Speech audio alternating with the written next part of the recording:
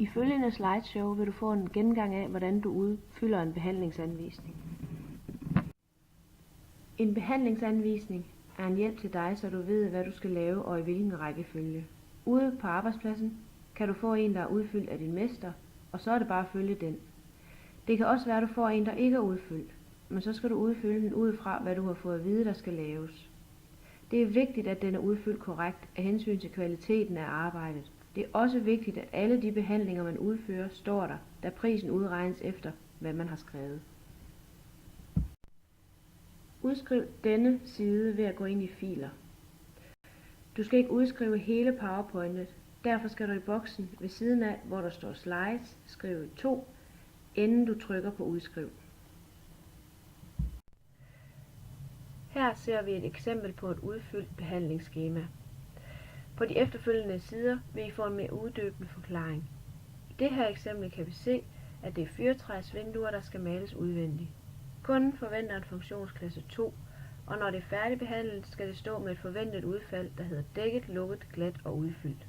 I det her tilfælde betyder det, at man har fjernet løssiddende maling og kit, herefter grundet, så kittet revner og huller, derefter grundet og malet indtil overfladen er glat at røre ved og står ensartet i glans og farve.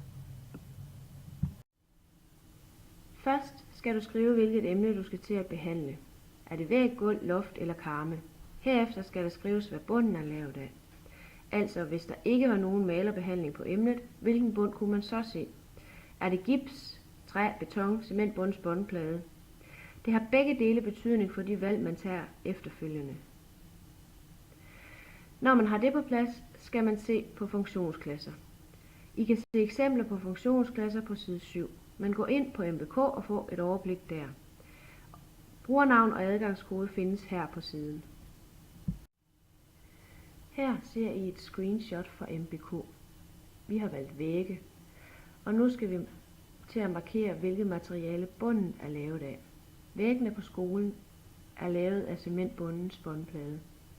Det er et meget holdbart byggemateriale og er valgt for, at I slipper for at komme til helt ødelagte vægge, hvis en elev før jer har været for hård ved den.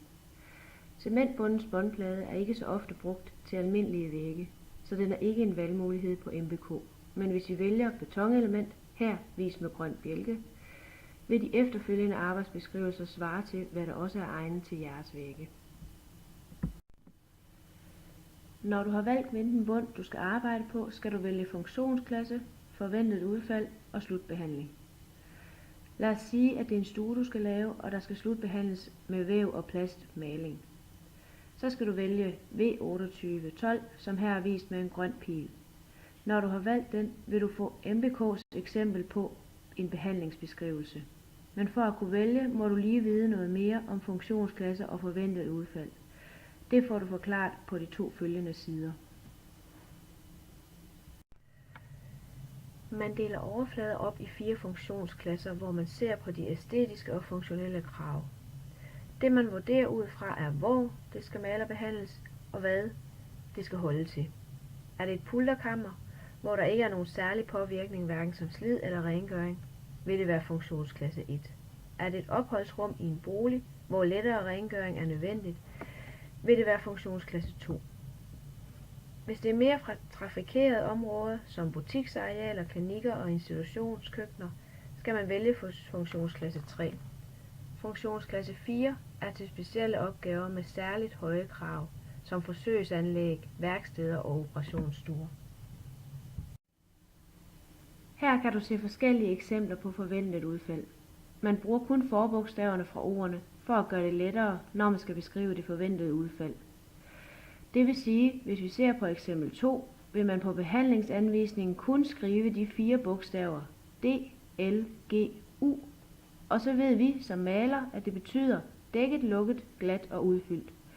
På billedet kan man se et eksempel på, hvordan en overflade kan se ud efter denne behandling. Læg mærke til, at det er en udfyldt flade, hvilket betyder, at der kan forekomme små ujævnheder fra underlaget. Eksemplet nedenunder viser, hvordan en jævn overflade ser ud. Her er der ingen ujævnheder fra underlaget. Når du skal analysere art og tilstand, skal du se på, hvordan væggen, loftet eller træværket ser ud nu. Det skal bruges til at finde ud af, hvordan du på bedst mulig måde ender op med kundens forventede resultat og i hvilken rækkefølge du skal arbejde i.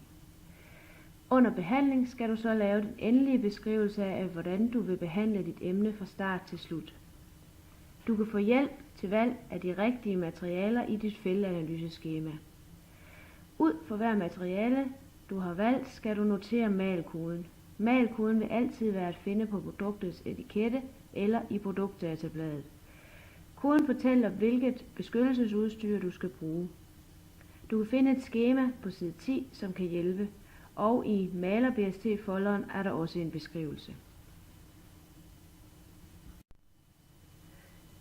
Malkoden vil du kunne finde på produktets etiket. Malkoden er indført af hensyn til malerens arbejdsmiljø. Koden fortæller, hvordan du skal beskytte dig mod den sundhedsrisiko, der kan være ved at arbejde med produktet. Malkoden består af 2 tal med en streg imellem, eksempelvis 0-1. Tallet før bindestregen fortæller, hvilken risiko der er ved indånding af produktet, og tallet efter bindestregen fortæller, hvilken risiko der er ved at få produktet på huden. I skemaet kan du se, hvilke sikkerhedsforanstaltninger man som minimum skal træffe. Tallet før bindestregen går fra 00 til 5, og tallet efter bindestregen går fra 1 til 6. Jo højere tal, des mere behov for sikkerhedsforanstaltninger. Arbejdsmiljøloven siger, at man skal altid vælge det produkt med det lavest mulige kode.